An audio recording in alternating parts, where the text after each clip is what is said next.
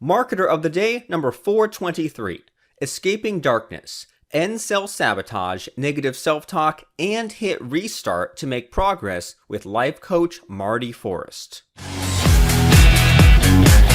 Hey everyone, and thanks for listening. We're talking right now with Marti Forrest, and instead of kind of reading the usual bio, I'm just gonna read about Marti in her own words. And here's what Marti has to say about herself.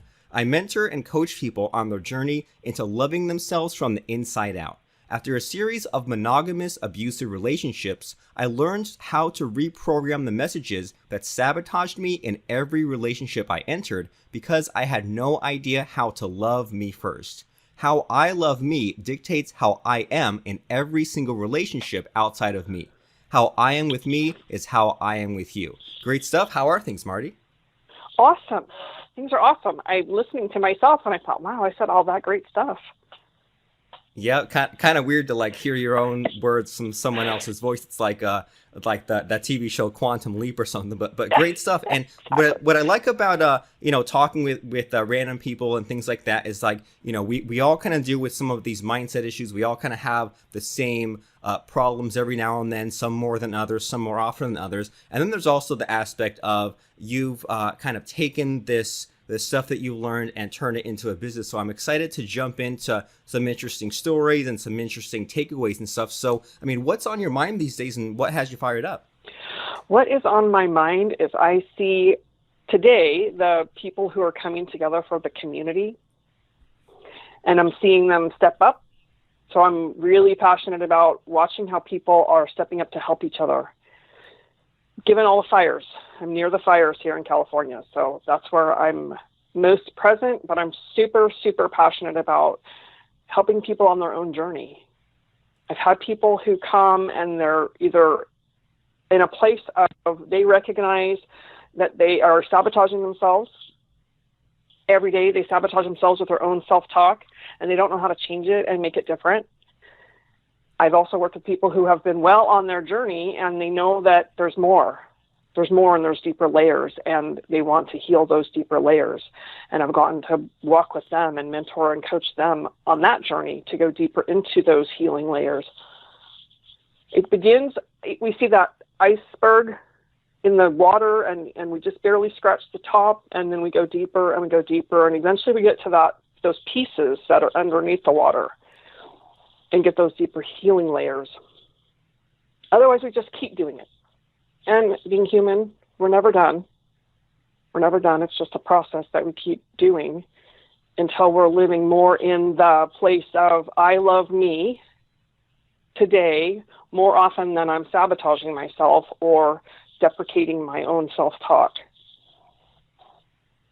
Okay, well, great stuff. And to kind of catch everyone up, at the time we're recording this, there's like these huge wildfires, like 26 something wildfires, thousands of acres burned in California, a real bad situation. But what's great about it is you can hear on sometimes when there's like a natural disaster, like I think back to Hurricane Katrina, you hear on the news about, there's like the looting or people are doing stuff like that. But what I'm hearing from what's happening in California with the wildfires is that there's all this effort to slow the fire down, and then you hear about people like opening up their homes, like Airbnb's doing some kind of thing where people can stay for free. So kind of turning a really bad situation where some people are displaced, lost everything, can't even get in touch with whoever because the cell towers burned down, just all this like really scary stuff. But then there's always there's always the good end of things to look at, right? You could look at a bad situation and look at the doom and gloom and say, oh,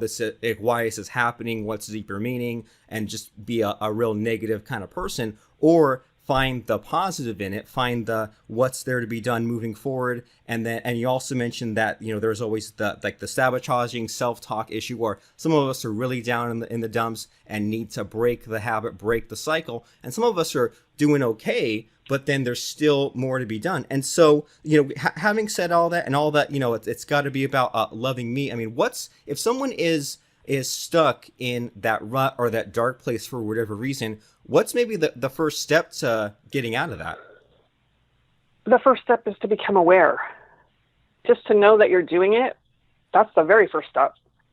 Once I'm aware of it, and you're aware of it for yourself, then you have the ability and the possibility to actually do some change for yourself. I like to use the word different. We make different choices instead of, because people don't like change. A lot of us just don't like change. We don't even like the word change. So I say, it's about time to do something different then. We become hardwired. We can always add new software and reprogram ourselves. But that very first step is to know that there's something amiss. There's something off, and I'm not really liking how I am right now or how my life is right now, and I don't really know how to make it different. I completely agree with that. That if we just kind of go forward and just like don't really know why we're feeling the way we're feeling or what destructive stuff led us to where we're at, and so yeah, like recognizing what the problem is and knowing that something needs to happen differently, and so I'm sure you have some kind of interesting stories about kind of where you were kind of in a bad place and you got out of it. So anything like that to share with us today? There are many. I had those in my bio. I talked about the series of monogamous, abusive relationships, and they were successive. And I would always have someone waiting in the wings before I'd leave the first one, and I'd get into the next one. So I always had someone there because I was always looking outside of me to fill up what was missing on the inside. And so I got married twice.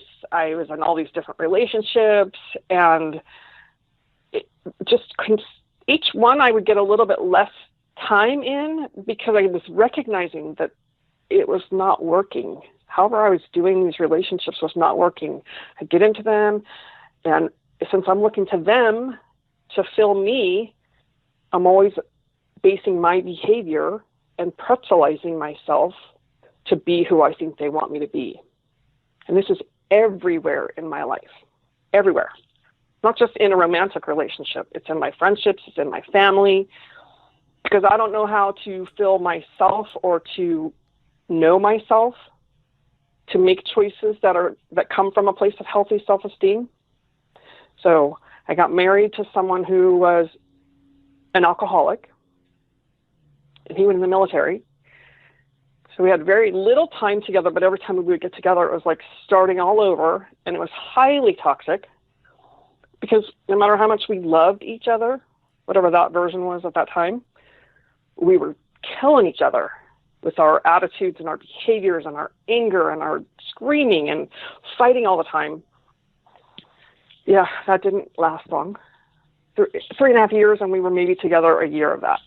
Because each time it was like starting all over, and each time we didn't really know each other to begin with, and it just got ugly. It just got ugly every single time, and until we both decided this is not good for us. We both came to that conclusion, and it was still painful. It was never about whether we loved each other. It was that we were not good for each other.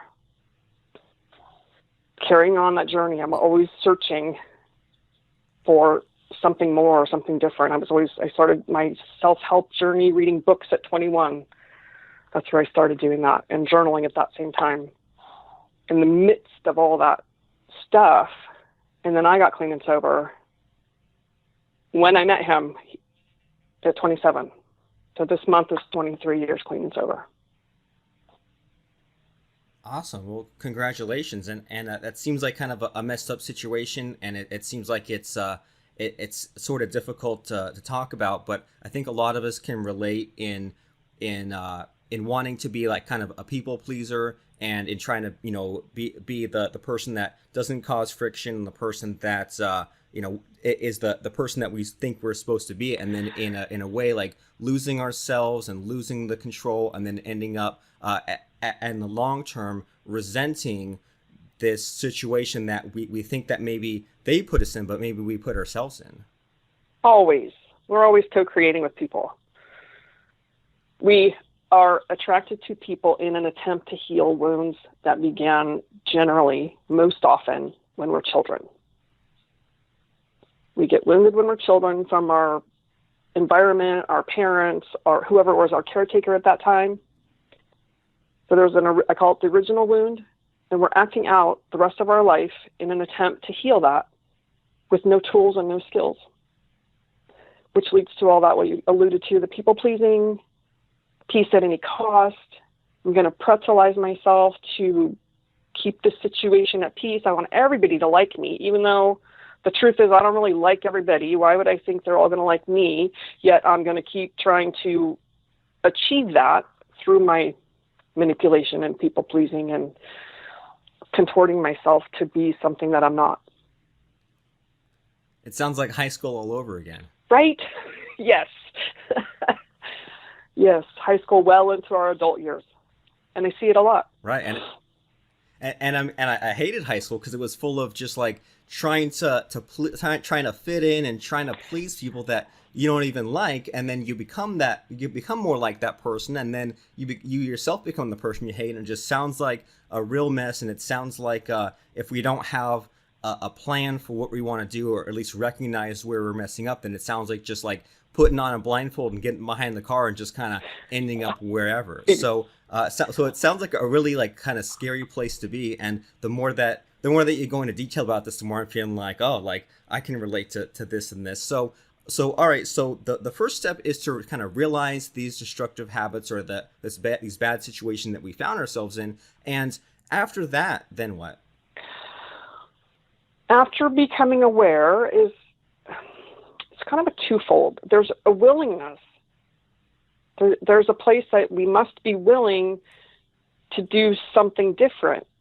And that often comes from that I'm sick and tired of being sick and tired, and I don't know what else to do. And the pain is driving us to make different choices because we're finally in enough pain that we're driven differently.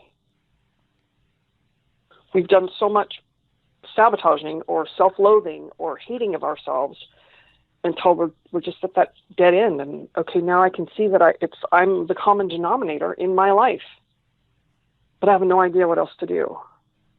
So then generally at that point, we start seeking something else. Unless we want to stay in the habit. Some people want to stay in that place because it's more comfortable to stay the same, they think, than to leap into the unknown. So I think the second step is being willing to even begin to look and to look for someone who may be willing to help. Finding the people, finding a coach, finding a mentor, finding someone, a therapist that can help us do something different. Because we don't know what we don't know.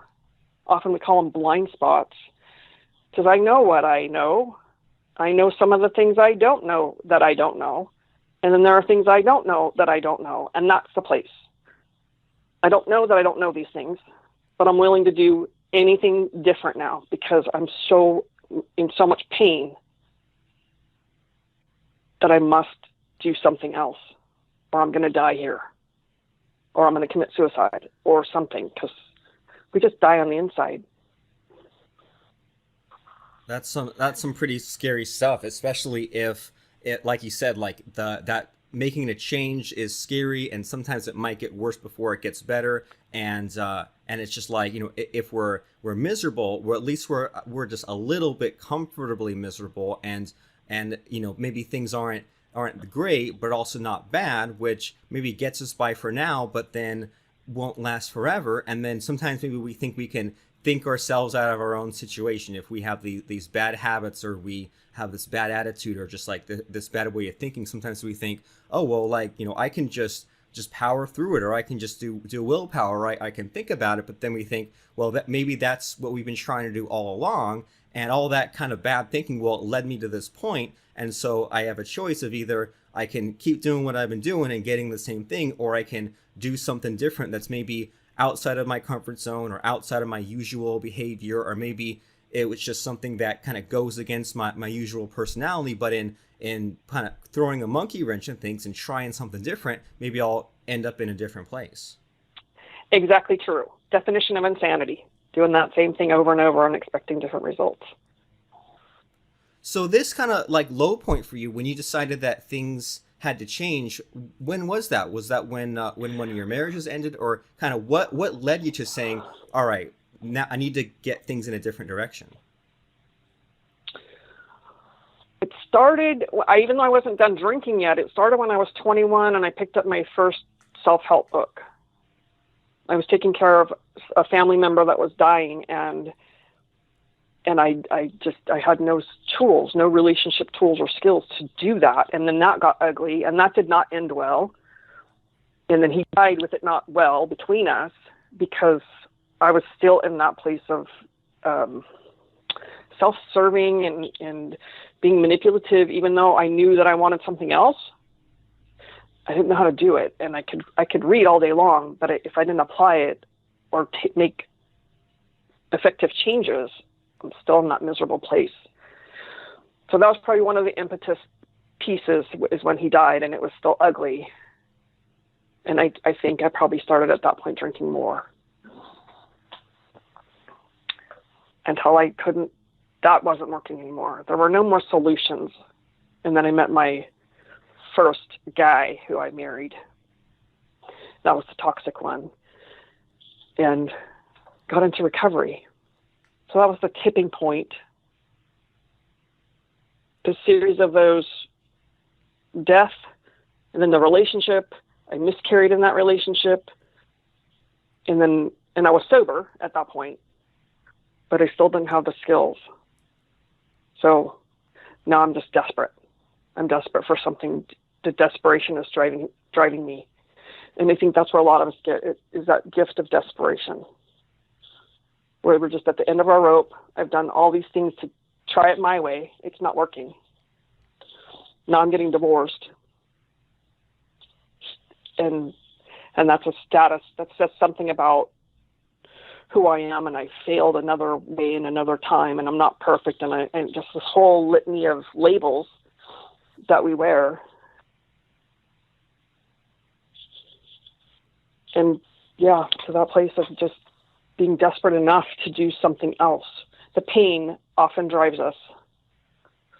So through the death, divorce, which is another form of death, and then another form of death of myself, because I know that what I've done up to now has not worked. And there's a place of like dying to myself to do something else, and grasping to find a way.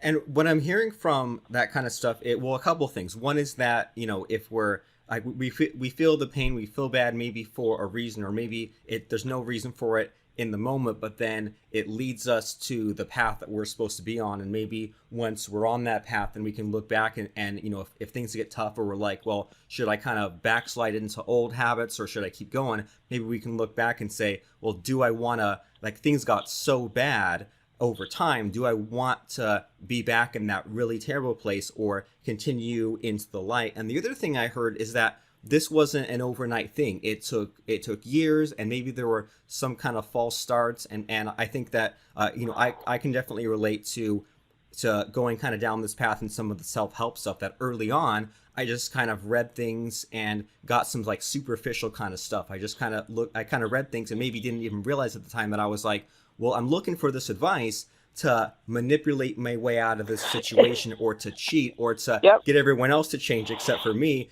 And I mean, how else do you learn that lesson? Kind of a hard lesson to learn, of maybe all these different false starts of trying, like you said, like you're continuously running out of options until there's only one way to go. And maybe even thinking that, no tools wasn't working for me, and some tools wasn't working for me, but maybe it takes years, or maybe it takes even more bad decisions for it to really hit home, and it's never quite complete. Like you said, being a human is never done, but maybe things need to get worse, and then finally one time it clicks. And so I'm curious about when things were kind of better for you and kind of on the way up. So can you unpack that a little bit? I can unpack that a little bit, yes. On the way up. And it has been years of, there's not been a magic pill or a magic solution, or it's just been consistency and staying committed and being disciplined. I've just been vigilant about moving up. I visualize a spiral, and I think of when I was at the bottom, and each time I'm going up and around that spiral, and I feel like I'm repeating the same mistakes over and over and over, and I'm just redoing the same thing and hitting the same wall. And really what's happening is I'm going up, and I'm collecting tools over each time around, each time I go through it. And so each time in a situation gets shorter. So instead of 5 years, it may be 2 years. Instead of 2 years, it may be 1. And each time it gets less and less and less because I'm getting those lessons sooner and sooner. I like that. That's an interesting way of putting it because, because like, I mean, someone might be looking at it like, oh, well, things are kind of getting worse because my marriages are getting shorter and shorter, but you're getting to the conclusion faster every time. Yes, because each time we're getting some deeper healing. Whether we realize it or not, sometimes we don't even realize it. I didn't for a long time. I would just feel like I'm in the same situation. I'm repeating the same mistake. And I'd be like, how the hell did I get here again? And it was later, somewhere later, you know, when you're ready, when the student is ready to teach their peers. And so somewhere later, there was another teacher that said, you're just collecting tools. And each time you're going up and you're getting higher and higher in that vibration and that energy of liking who I am. So if I'm at this fork in the road, I'm either going to pick the same path, which I have many, many, many times, but I could hit restart. I get down that road and I go, oh, dang it, I'm here again. And I hit restart. And each time that path of hitting restart got shorter and shorter until I'm now at the fork. And there's a moment in time, oh, this is the moment. I can choose something else. And then I would choose new. I would choose the new path until that became a habit. And then that pause moment of realization, I'd be down the new path and I'd be like, I made a new choice without any thought anymore because now I've practiced it long enough making a new choice. Even when I had to hit restart, I make a new choice, hit restart. Now, instead of 5 days, it's 5 minutes. Instead of 5 minutes, it's a pause. And then at that pause, I'm down the new road until the new road is the habit. Doesn't mean I never. I like that way. It doesn't mean I never revisit the old road because it happens. Sometimes life throws us curveballs and we're down that old road, that old behavior, the old patterns. And people have heard people say, if you're still doing it, it's not old. Well, it's old in that I don't live there now. And every once in a while I revisit and I get that reminder that, oh yeah, I'm making new choices today. So what kind of new choices and what sort of tools do you have in your toolbox Oh, now? gosh. What kind of new choices? New choices is trusting myself to recognize when a situation is maybe not in my best interest. Hearing the words of mentors and coaches before me who have given me tools to look at, is this the place that you want to go? Because I don't need to fix anybody. I don't need to fix me. I don't have to fall in love with someone's potential. And what's in my best interest? It's one of my questions. I might ask myself, what's in my best interest? Because if it's in my best interest, it is also in theirs. Because when I'm authentic and true to me in what's in my best interest or what's going to serve my life to the highest good, it's going to be in theirs too, because I'm not going to be selling them out. I'm going to be taking a stand for me and my esteem and my life and my purpose and allowing them to have the same. Because when I'm in there trying to fix it, I'm in their way and I'm in my way. So that was one of the first things, was just that awareness, the willingness, and then what's in my best interest? And trusting myself, because that answer, that still small voice we talk about, it's still a small voice. My intuition, but there's a lot of clearing of all the wreckage and all the damage. So I hear it a lot louder, even though it still comes in that quiet way. Powerful stuff. So instead of adding to the clutter, instead of managing stuff, trying to fix stuff, you kind of let yourself be selfish in a way that doesn't make you a martyr also. Selfish, yes. And it's a highly charged word, selfish. People say, oh, I'm so selfish when I'm taking care of me. Well, it's that same analogy of when you're on the airplane and it crashes, you put your own face mask on first, because I can't do anything for you if I'm not doing it for me. I can't help you if I'm not willing to help me. So it becomes more selfish in the way of, yes, I'm going to care for me because ultimately that's going to care for you because I can then bring my best to you instead of compromising and giving from empty. Yeah, I mean, how can you help others if you can't even help yourself? Many of us do that. If I give enough, if I help enough, then I will be okay, or I will measure up, or I will prove myself. I will prove my worth because I've given so much. I've given from empty, and then I do become a martyr because now I'm resentful that, can't you see all I've done? Can't you see how much I'm worth? When I wasn't giving from a place of selfless, I'm giving from selfish because I'm looking to get something back. Pretty deep stuff. And so now you kind of broken through onto the other side, and now you are more, I guess, healthy about the way that you deal with things. I'm curious about what kind of business you've built. So, I mean, what do you have? Do you have like coaching or products or anything like that? I have coaching. I have one-on-one coaching, and I have a group mentor course that I do for 6 weeks. And blogging on my website. There's lots of blogging. I also offer a free weekly call every Wednesday morning at 9 a.m. Pacific time. It's a 30-minute call, and I have some topic generally, and I talk about that for 10 or 15 minutes, and it's basically to educate us and to help us gain more tools for ourselves on this journey. I keep it short and sweet because otherwise it can be too much, too fast, too much information, and people get overwhelmed. And then I open that call up for the people that are there to share whatever their takeaway is or their experience. And that's great. Yeah. And I mean, and that whole idea of, like a lot of people out there, have like group coaching calls, one-on-one blogs and stuff like that. But I like that idea of a free weekly call at, the once a week, the same day of the week, the same time. That way people can find it. You dish out what you want to dish out, and then you open it up to everyone. And so when you start this call, you said that it was short. So how short is the short weekly call? My short call it's 9 to 9:30. And I give people that window of time in the beginning to get on the call and check in with everyone and say hello, and begin about 9:05-ish. And then I record it all. So it's all on my website. All those recordings are on my website. So you can go back and listen at any time. So the recordings are about 20 minutes, 25 maybe. So that's how short. Okay. Yeah. And so for people listening in, do you what's the website for this so that people can kind of check it out while we're still talking here?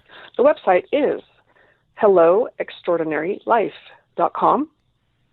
All of those calls are under Insider Calls. There's also blogs that I've posted on there that I write generally every week, once or twice a week.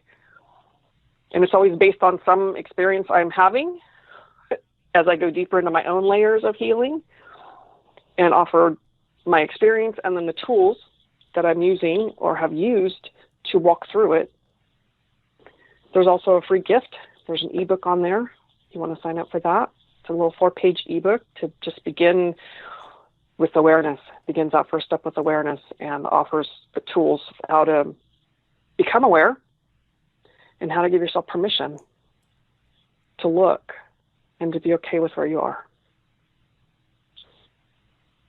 Awesome. And as I said, like this is great because there's multiple like layers of looking at this, right? Like first there's the mindset stuff, which we all need to hear. We all need help no matter where we're at, even if it's a reminder or it's a new way of looking at things. And there's also the side of things to look at where in any kind of niche that any of us are in, this is really great advice. Just first of all, have some kind of a regular broadcast and make it live and have that community in there so that people can show up. And then also, it sounds like you're never short on ideas because there's always something that you're working on. And I think that some people get lost in the academic side of things where maybe they're inventing new things to talk about. But if we just talk about the things that we're working on ourselves, then it has that relatability, like, the problem that you have is a problem that other people have. And then you have that advice, you have those tools. So there's always a solution. So it seems like if we kind of have that mindset of reporting on the things that we're doing, then we'll never be running out of content.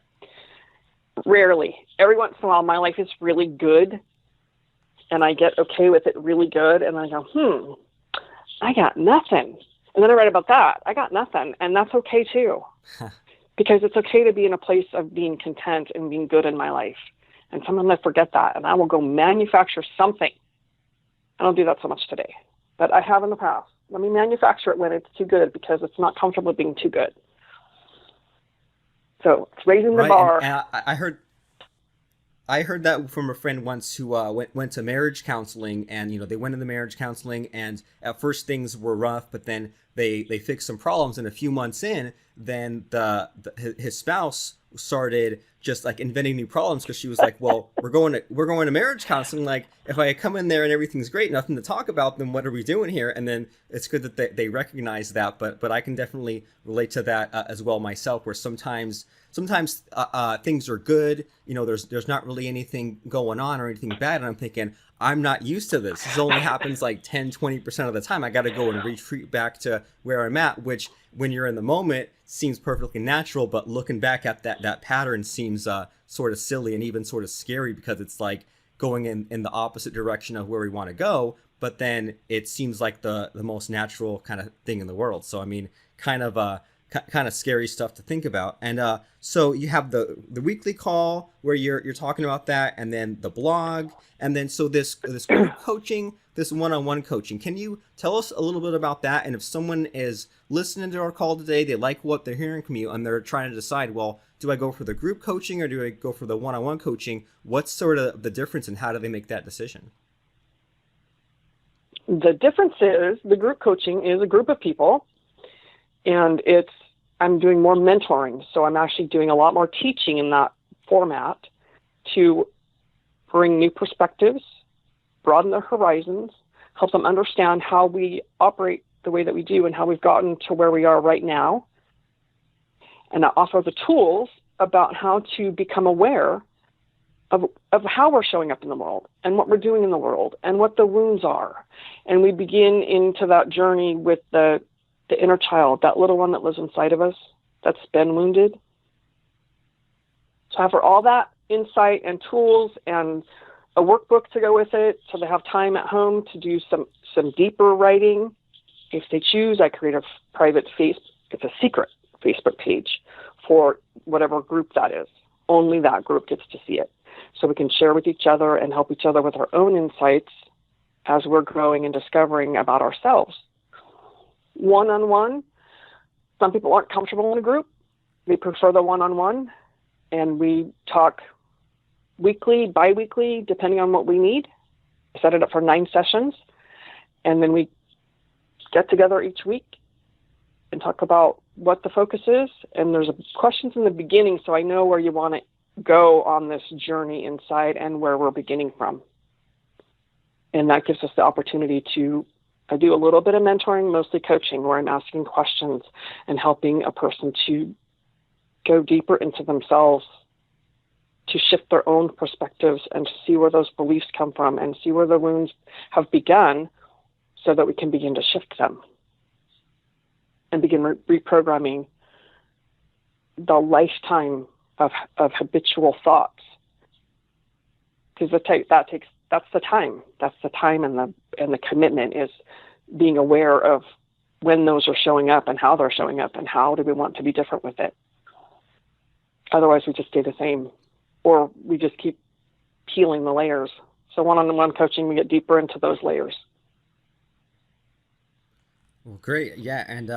And kind of like for people out there, like, if we have these problems that maybe are just kind of simmering beneath the surface, or at some point like erupt, or if we keep going in those cycles, I mean, it's kind of like it sounds like a scary place to be, because if we keep repeating the same mistakes and going through the same cycles, and we're not shortening the cycles or not coming through with new insights or new tools, then it just sounds like just a lot of wasted time. Just, if we have the same problems, the same things stressing us out in our 20s, 30s, 40s, I mean, what the heck is the point of that? It's almost like being in prison, right? The whole point of prison is you get put away, all this time is gone that you can't get back, but it's like a mental prison. Sounds like if we just don't don't get on the right track to handle these things, and getting on that right track usually means having someone else help us out. Generally, some people are really good at doing it on their own. I haven't found that to be my experience because we're humans and we like to be in relationships. And being in relationship means we keep interacting with people. So we either keep getting triggered by the same things, or we learn what those triggers are and how to shortcut them. You said something and I lost it. Oh, shoot. I'm sorry. It's okay. You said something and I went, oh, wait, I want to talk about that. And it left my head.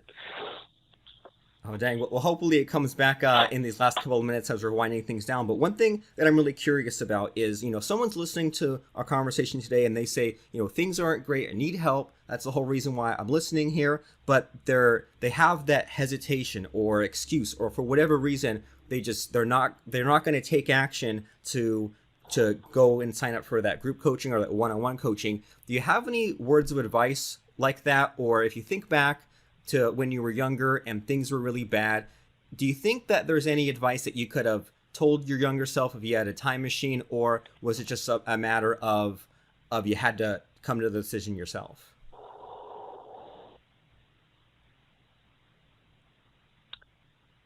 Yes, what I flashed on was when I was a little kid, and we were taught as children to respect our elders, which allowed for things to happen in my world that were not good for any of us, created a lot of damage. So beyond that, I would say to trust that voice that speaks to you. It's usually the first quiet one that is speaking, those thoughts that kind of float through. We all have our way of hearing our own intuitive, our own higher self, whatever you want to call that.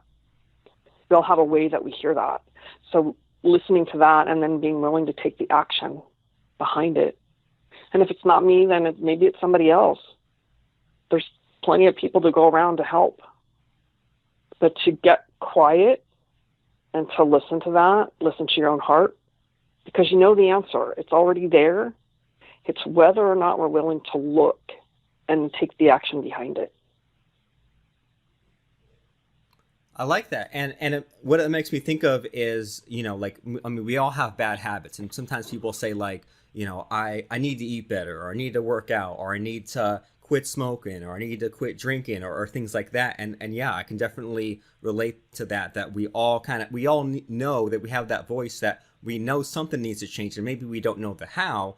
But would you say that if someone is at least making any kind of progress, any kind of research, any kind of reading or self-help, then they're at least on the right track that way? Yes, absolutely, they're on the right track, because we're always planting seeds, even if we're not doing anything with all that information, because there's a ton out there. We're planting seeds, and eventually they will get watered enough, and then you're ready to take the action. And some people are ready, but they're too scared.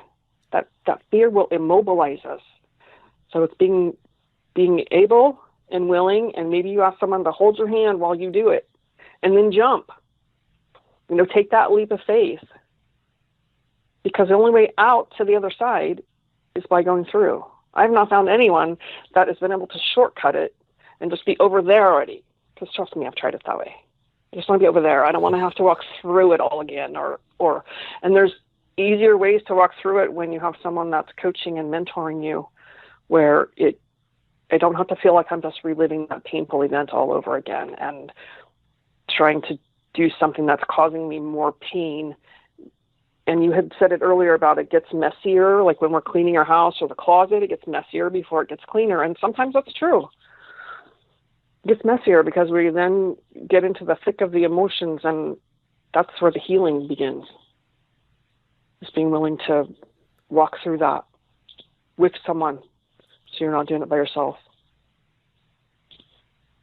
Well, great advice and great things for people to do. Know when things aren't working. Know when you have a problem. Find that mentor or that someone else to help you on the journey. I love it. Great stuff. And you mentioned that about the the inner child, or how there's that young trauma. And yeah, and my dad always had health problems ever since the day he was born, and he died at age 59. I remember when I was a kid, that I thought, I had that same thing of looking up to our elders. And when I was, 10, 12 years old, I thought, well, anyone older than me has got to have this stuff figured out, right? They must have figured it out eventually. And my dad kind of died before he had a chance to do that, and died kind of not in the best mindset, and kind of was a little bit of like a angry, unhappy, resentful person. And him dying kind of made me realize that, like, well, geez, it's not guaranteed that we're eventually going to figure it out on our own from random chance. So maybe if we have that little brief period of time where we say, in between all the mess and all the chaos, we're like, we need some help, then maybe we should latch onto that and use that as a sign, so that way we don't die with the resentment and all that stuff not figured out. Yes. I have watched people die, taking their dying breath angry. And it's incredibly sad to me, because we have this idea that at certain ages we should be at certain points. But if our emotional age is not there, it doesn't matter what our chronological age is. Yeah, I agree completely. So kind of a real like serious, sensitive subject we had today. Not a lot of laughs or a lot of jokes, but I think that it felt good though at the end. It felt like almost like I went to a therapy session. So if you guys listening, if you kind of felt like you were along for the ride and you say, this was good, this kind of gave me some new insights, gave me kind of a little bit of a light or the path to where things can get better, then definitely check out helloextraordinarylife.com. Read some of those blog posts. Read one of them today. And even if you don't have a lot of time, just kind of skim one of them. But anything new is planting the seeds to get out of the usual behavior. So go to helloextraordinarylife.com. Go and check out the blog, go and grab that freebie, and then maybe drop by one of those weekly calls. And then if those weekly calls resonate with you, then see if you can move your way up to either that group coaching call, if you're more comfortable with a group, or the one-on-one call if that's what you want for yourself. So helloextraordinarylife.com is the place to be. And thanks, Marti, for being honest and real and raw and opening up to what is kind of like it seems like kind of a painful, serious subject. But as long as it's helpful for you and helpful for me and helpful for anyone else listening who needs that help, then I think that we all win. We do all win. Thank you so much for the time. And the great questions. Thank you, Marti. Great insights. You have great insights. Want to listen to more fantastic marketers of the day? Subscribe to us at marketeroftheday.com/iTunes and browse past episodes at marketeroftheday.com.